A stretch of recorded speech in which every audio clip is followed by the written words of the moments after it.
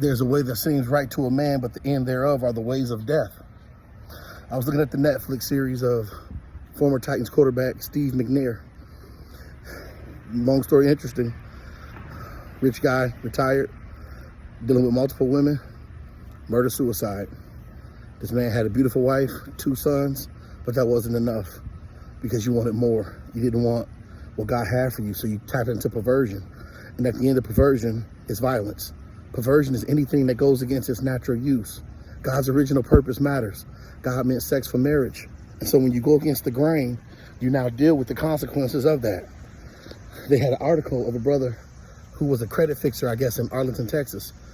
And he had the life, he had a dream car, all the businesses changing people's lives. I just read it this morning. And it looks like his girlfriend, fiance, baby mama, went into the barbershop where he was getting his hair cut and shot him 3 times because he no longer wanted to be with her. So he already had a teenage son, older boy, and then they have a baby together. And so what happens is the enemy makes you think that you can have sex with these women, go from house to house, or have sex with these men and go from place to place, and there's no attachment. But there are soul ties there. Even if you can't see it, it is inevitable. It's there. And guess what? When you continue to do things against God's will, the end of perversion is always violence. And so, friends, this is not us bragging about bad things that happen to people. This is us giving warning before destruction.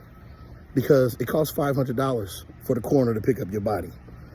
It costs about $2,700 for them to cremate it. And then we preachers are going to get our piece, and we're going to eulogize you.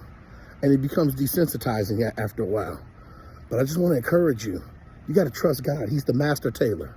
He knows what it is that you like. He knows what it is that you need. Allow him to tailor make your spouse for you.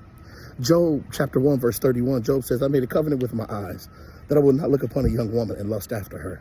Ladies, there are fellas out here, but there is a man that God is creating that will have eyes only for you, and he won't have to roam.